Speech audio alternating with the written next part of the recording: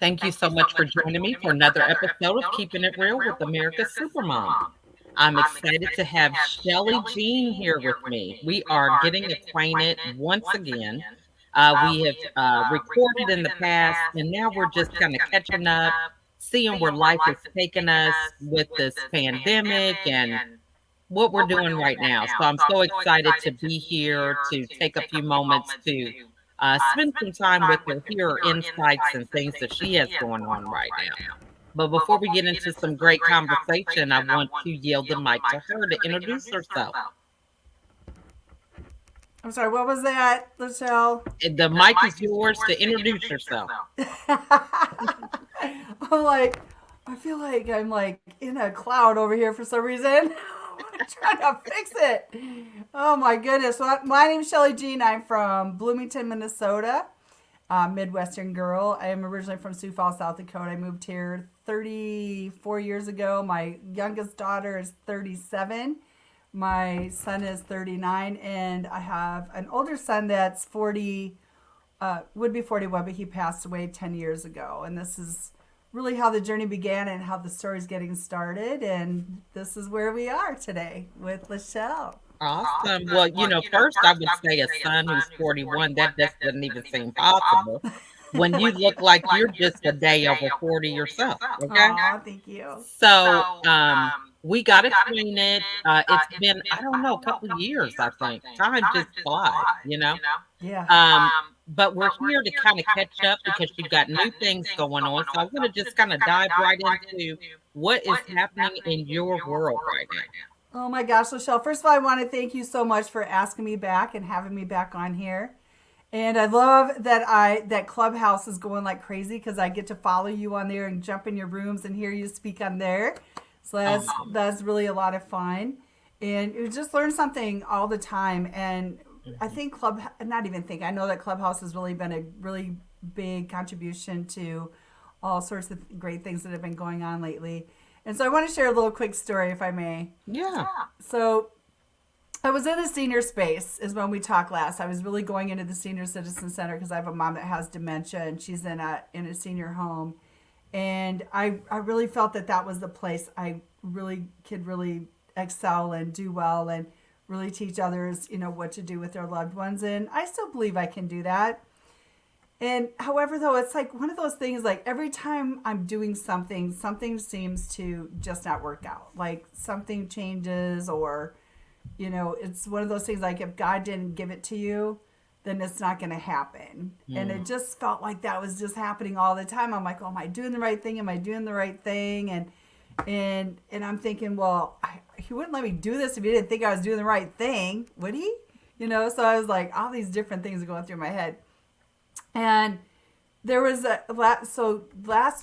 during the pandemic and everything, I was doing a lot of digital marketing, learning all these different things in that space and websites and just all kinds of things. Well, on my 61st birthday, I wanted to interview Glenn Lundy, who is the Breakfast of Champions founder, who is hashtag Rise and Grind founder, and I'm in his group, and in that group for like almost 4 years now. Mm-hmm. And I love him, and I love all of the connections I've been able to make, and through him, and so I wanted to do an interview with him, and he agreed. And the first time that was in February, and the closer it got, I said, nope, I just can't do it. Like I'm not ready for this. Like, and I'm like, this is really shocking for me because I have no problem talking to people. Like I have no problem connecting, and actually that is what I am. I'm a connector. I love to connect people, and I love to connect people to the next person, that sort of thing.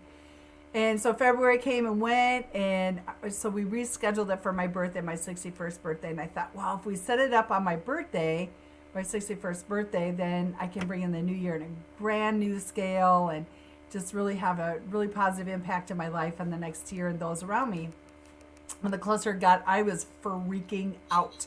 Like, I was like, what is going on? Like, I froze, and I was in such a fear. Like, I don't even know where it was coming from. It was so crazy. And I thought, oh my gosh, like who can I talk to about this? I don't know what to do. And the words Frank Lopes kept coming up because I'm actually I was working in a book of Frank Loeb's The 7 Minute Setup and Danelle Delgado, and because I have her joy book so that I can sit and write down my goals and gratitudes every single day. And so I'm going, Danelle or Frank, who should I talk to? Well, I've been in a couple of Danelle's classes, so she knows who I am, and I know her, but I don't like really personally know her. So, Mm-hmm. and Frank too, same thing though. I've only known Frank from #Rise and Grind. So I'm like, okay, what do I do? And my gut feeling just went with Frank. So I sent Frank a text and I said, Frank, I said, can I have like half hour of your time? Like I really have a dilemma and I could really use some expert advice. Well, he agreed and we FaceTimed and I ugly cried for 2.5 hours. Oh my God, to a guy who I've never met in my entire life. I'm like, what is going on? So what happened was there was this belief about me that I felt that I wasn't good enough. Mm. That I came to a space that, oh my gosh, I'm going to interview this guy and he's really becoming up and coming huge. And he's, Mm-hmm. all these things. And I'm like, there's no way that I can interview this guy. Like, I've got it. I don't know what to do. So I had a belief that was holding me back. And that was the fear of, again, like, I'm not good enough. And then I realized that in 10 years too, I'm like, why? And again, I said it was a God thing about, you start things and things don't happen. And, is it God really giving me that message? Is that really what's happening? Mm-hmm. And what happened was, it's been my past. And we all have that one thing, or maybe not all, but most. Every time I'm in a group, somebody talks Let's just about keep it it. real. We all We do. have we have these beliefs about things, and I realized it was my past. And I realized I'm like, oh my gosh, like I never realized how much it was holding me back. And here's what happened.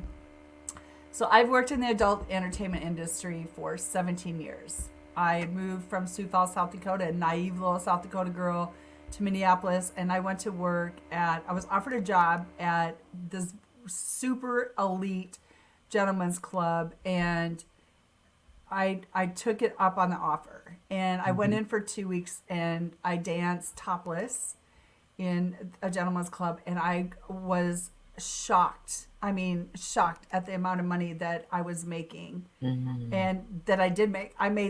I was like, oh my gosh, like it was every single day. And so I decided that I'd move my family up here and I would stay for a year and we would move back to South Dakota. And I worked at that club for 17 years. And that is unheard of. Most entertainers in the industry in the first place, their lifespan is usually about 7 years. And I lasted 17 and at the same club. And it was a job for me. I mean, it took care of my family. It took care of all our, just so many things. And it was what I did. It's not who I am. And the problem is that I was like, oh my gosh, I can't possibly interview Glenn. And he doesn't know that I'm an entertainer. And that was the thing, like entertainer was used because that was what we were at that club. We were entertainers. It was like a play. It was like Vegas. Right. It was absolute Vegas social girls. These girls were 10s. It was gorgeous. The building is phenomenal. I mean, we have chandeliers hanging from the ceiling. We have, our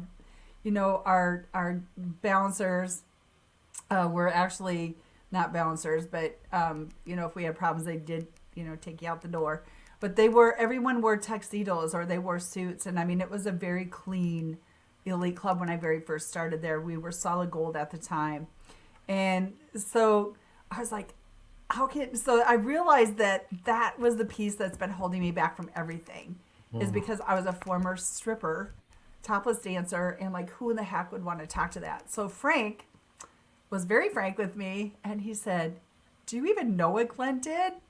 And I was like, well, yeah, I've heard some of his stories. And he's like, well, he was a gambler and he did drugs and he did all kinds of things. And look where he is now. So you honestly think that you telling him that you're a topless dancer is going to make a difference? And I was like, oh. I was like, okay. Well, I said, not everybody's that, willing to be open to what I did. It just is the Hmm. way it was. But it is my life.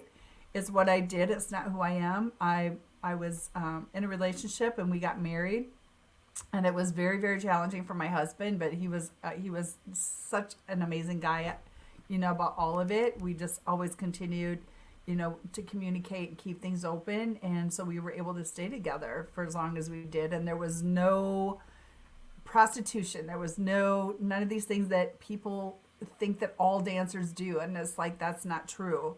Hmm. And so now Frank and I had a really huge long talk about that, and so I made a major pivot. So what I'm doing is I'm educating our industry on learning my own self still on financial literacy. So when I left Mm. there for 17 years, I can honestly say I had to have been a millionaire. I made so much money and I blew it as fast as I made it, and I didn't Mhm. invest. I didn't do a lot of things, and so now I'm teaching that industry. I'm on Clubhouse now on Monday nights at 7 with a guy named Jack Schulman, who is actually an ex DJ in the Mm. industry, and so he actually knows a little bit more about the industry than I do because he was more to like he worked in clubs down in Florida, and they were a lot different than they are up in Minnesota.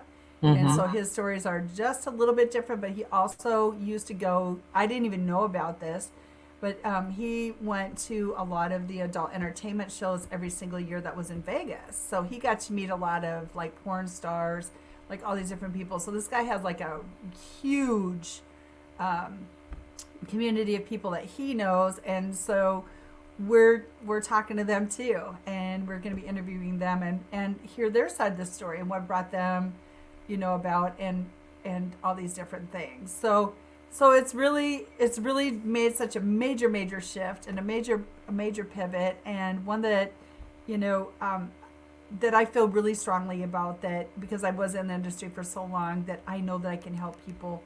And the biggest thing that's been happening right now for me is during that time too, I felt, when we're topless dancing, well, I belonged to little itty bitties at that time, and so I got breast implants, and those breast implants had made me very very sick. And Mm. so I finally explanted in January of this year. And because of my story and because of my sharing things, I 6 other girls that are friends of mine that have been in that industry have all explanted. Wow. So it's been very very powerful, and I'm just so proud and of my girls, and I call them my girls because they were my girls when I was working.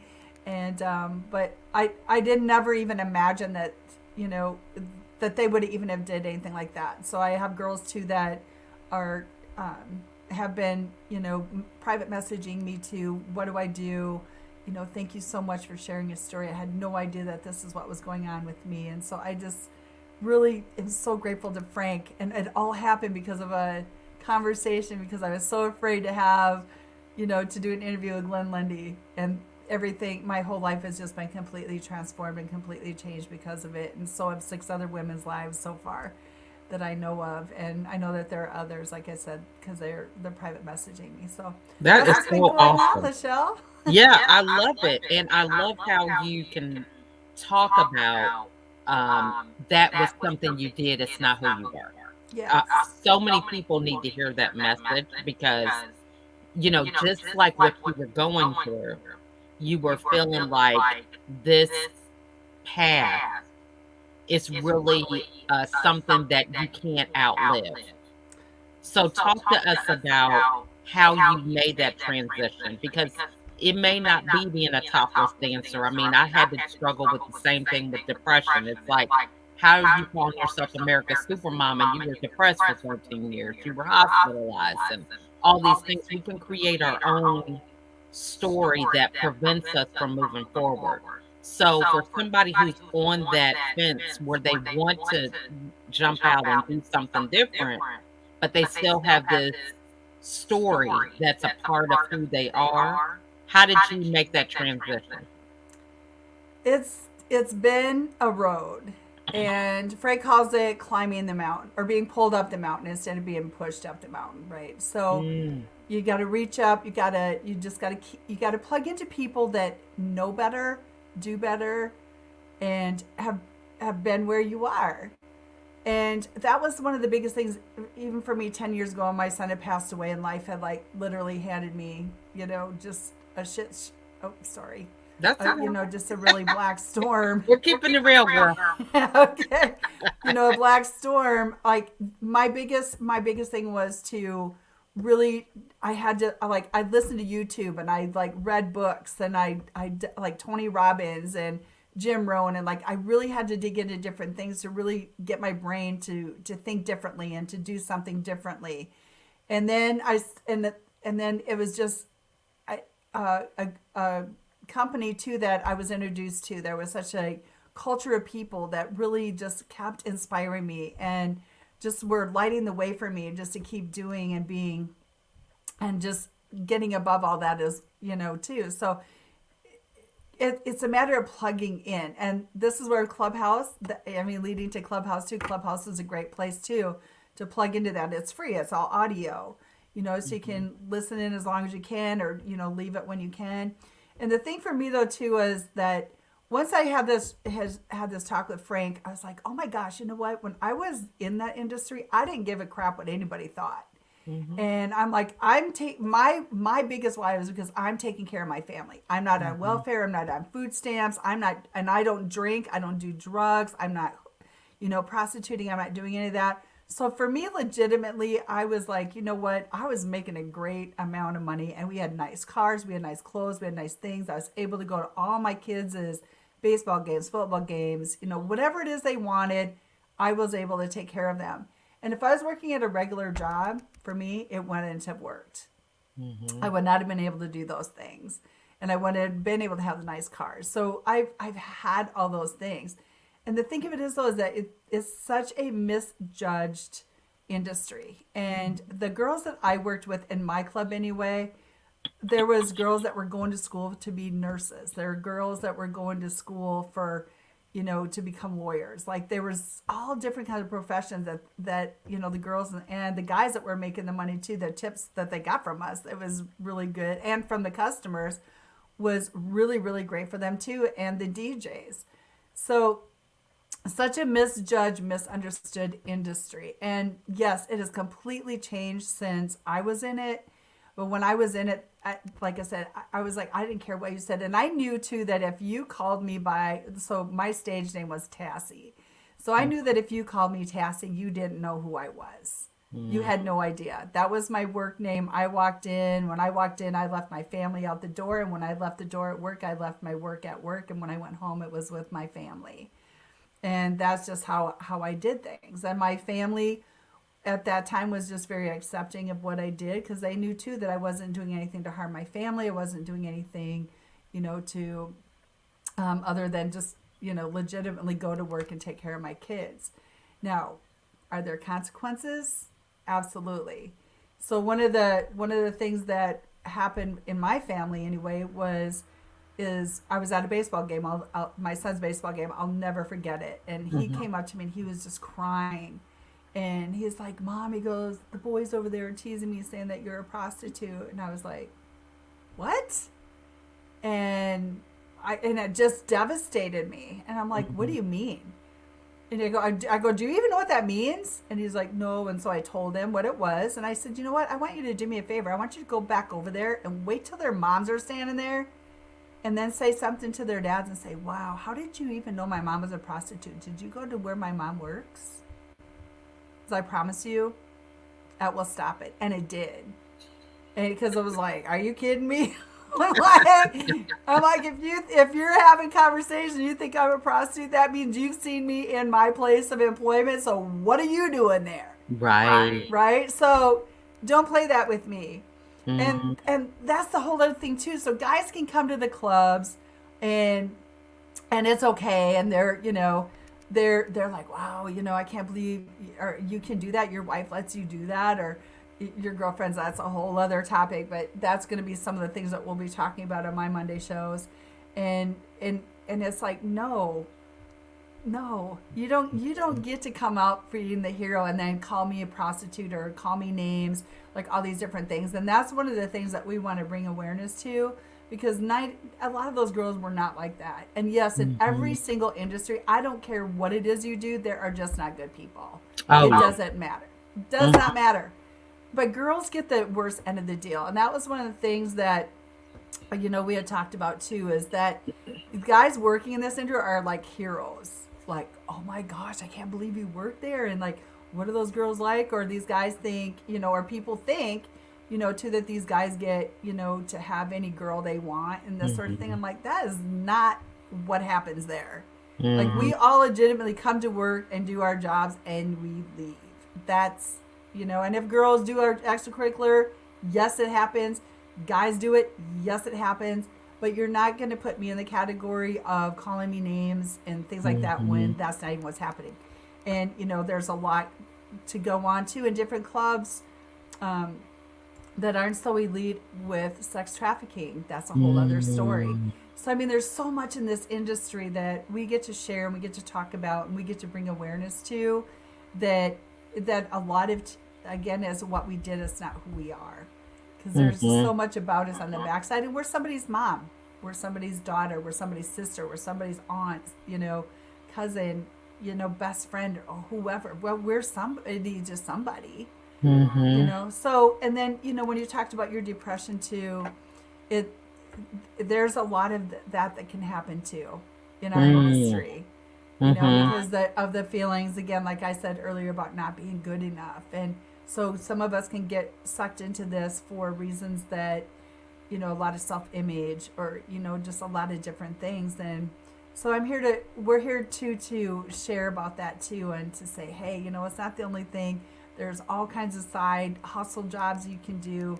This doesn't have to be your way to make money, but if you are going to do it, then we're here to show you how to do it the right way, Mhm. and to give you a piece of knowledge of, like, learning about the Grant Cardones of the world, or all the different people that Sharon Lechter, like all these wonderful, amazing people that give free master classes that show you how you can, invest your money and make a new life for yourself, so that when you leave the industry, at least, or even during while you're doing it, you invest, and so you're not just because it's an addiction to money. It can be an addiction to, like, it used to be, well, okay, my rent is due, 3 days from now, I don't have it. Well, you know what, let me go to work for a few days so I can pay my rent. And that's how it can just get so crazy. Mhm. And because what's coming in, like, that you can do that. Well, I'm 61 years old now. I can't do that anymore. So I can barely walk some days. I know that's right. So we're But you know healing what? the I think heels. people are really aging gracefully. I am telling you because, like I said, I would have never thought you were 61. I Oh, thank mean, I'm you. just saying. Thank you. So that's one of the joys of being in the time that we live in now. I mean, it's like people just seem younger and younger. And Yes. you find out how old they are. I mean, I'm looking at Clint Eastwood still directing and acting in movies. He's 91. I know. I mean, it's He's so amazing. fine. So I'm like, I want to be like him when I grow up. Okay. That's right. That's right. But so how do we move forward? What advice would you give people? Let's just say we're dealing with our kids and how we want to talk them through some of the things that we did. Like you said, there's consequences to our choices in a way that is healthy in terms of maintaining our relationship with them, but then also allowing them the ability to make their own mistakes, to, realize that, you can outlive some of these choices that we make, regardless of the consequences. Yes. So one of the biggest ones for me was teaching my kids how to lie. And I didn't realize that Mm, I was teaching them to lie. I thought that I was keeping them safe. So when people asked me where their mom worked, I said, just tell them you work at a bar, or that your mom works at a bar. You don't have to tell them what bar, and you don't have to tell them what I mm, do. Just tell them I work at a bar. And if they ask what bar, just tell them like I do, go walk around all the bars till you find me. That's what I did. I didn't like blatantly go, "Hey, I'm a topless dancer. Come to my club." I didn't do that. And Mm-hmm. I would say that I'd be like, "I work at a bar downtown, and when you find me, you'll find me." And so my kids did the same thing. And what happened was, it was I went to my very first event ever was called Clemmer and Clemmer and Associates. And when I was there, I was going through all these different things. And one of the things that I learned was that I had been teaching my kids to lie, and it was devastating to me. And I Mm-hmm. was like, "What do you mean I'm teaching them to lie?" And it was like, I was like, just not telling the whole truth. I didn't teach them to lie. And I was like, no, I was teaching them to lie. So because of those white lies and everything, there came a point in my kids' life. So I don't drink. I've never done drugs. And every one of my kids have ended up drinking, and two of them were doing drugs. And I said, "How does this even happen?" Like I couldn't even believe it, because I quit drinking when my daughter was 6 months old, and she's 37 now. And I was like, I wanted to change that pattern. I didn't want this to keep going on in our home like it had been in my home, and and and it happened anyway. So then it was also that I learned too that they're going to believe their own beliefs about things, and they're going to hear things from other people, and whatever it is they believed, there's nothing I can do to change that. And like, Mm-hmm.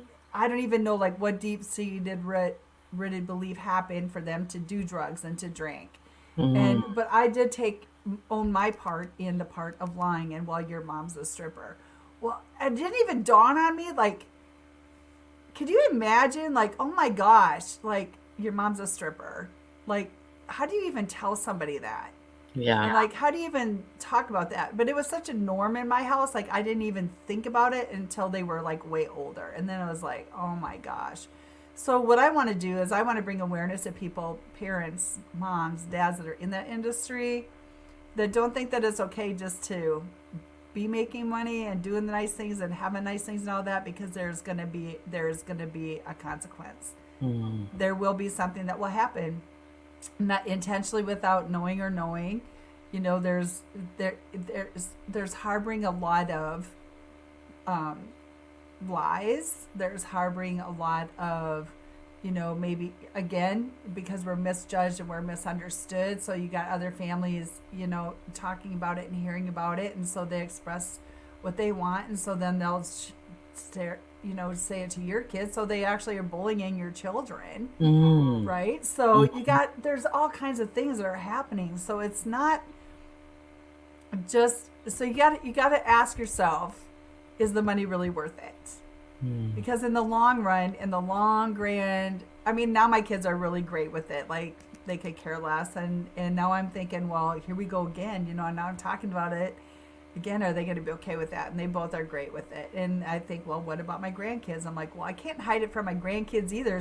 That's 17 years of my family's life that's what I did. Mm-hmm. So I just decided that I'm just going to be very truthful, very honest, very forthcoming about, how we lived, what happened, the things that transpired because of that, and teach others, just what happened in my own life, and prayerfully can help somebody either not get into the industry. Would be my best preference, and just to help somebody get on a different track and just direct them to the right people, like to the people on Clubhouse, so that they Mm-hmm. can connect it. I just say that because it's the easiest, I think, Mm-hmm.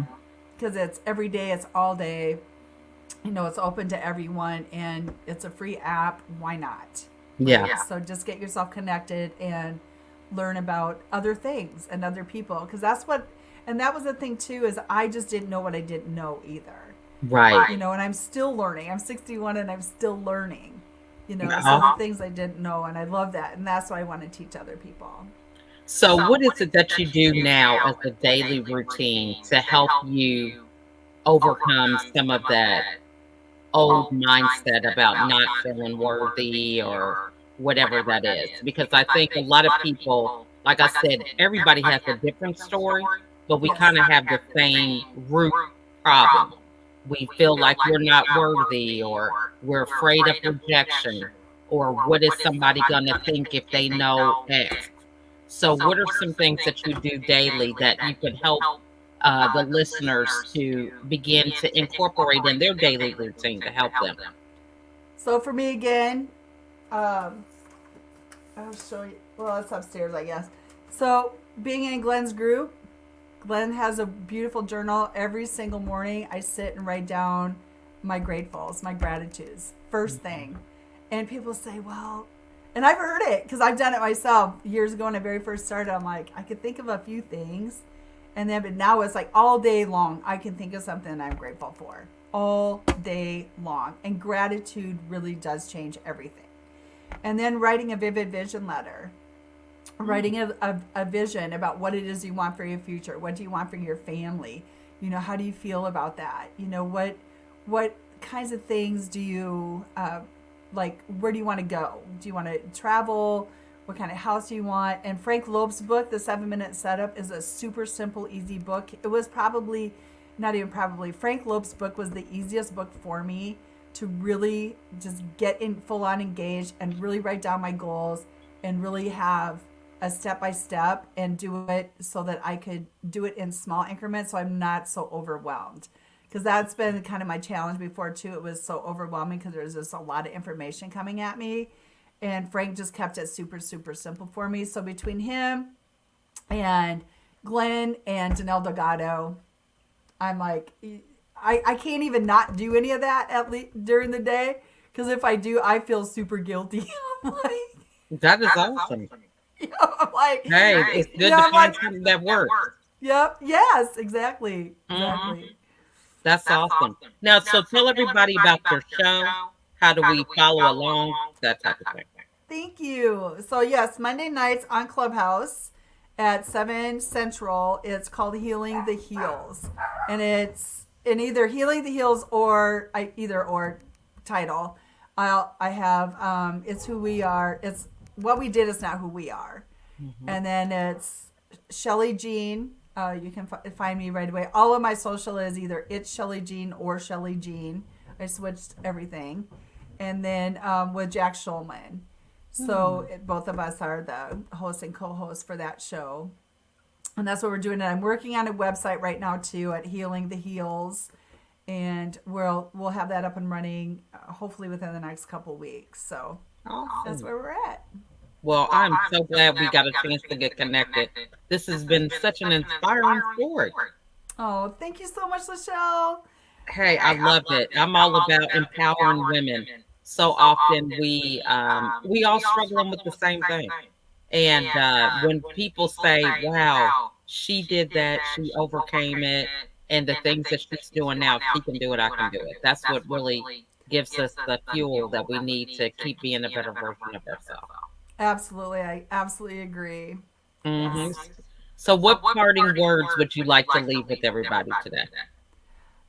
That I agree with you, Lachelle, that somebody has gone through something that you're going through right now, and I have prayed for what I have right now. And if you're praying for what I have right now, just know that you can do it too. And that I do believe in you.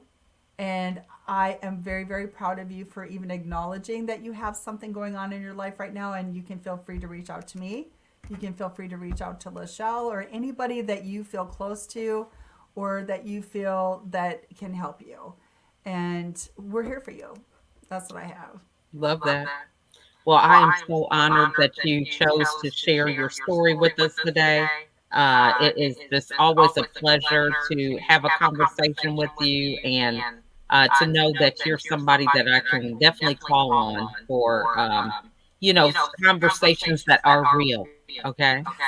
Thank you. That's so true. It means a lot. I'm just saying. You hear a Thank lot you, of people on Lachelle. social media and that, you start saying some real stuff and they are out the door. Okay. Yep. Well, thank you so much, Shelly, and we appreciate your time, and we look forward to more collaborations in the future. And the best of luck with your show and everything. We'll definitely be sure to stay tuned and watch out for your episodes and things of that nature. Thank you so much, Lachelle. And I'm honored to be here. It's been a pleasure. Thank you. All right. Well, you guys, thank you so much for watching. If you have any questions, feel free to put them in the comments. We would love to hear your insights, what takeaways you got. Put them in the comments. We would love to hear them. But for now, we thank you all for watching, and we'll see you on the next episode. Bye for now. Bye.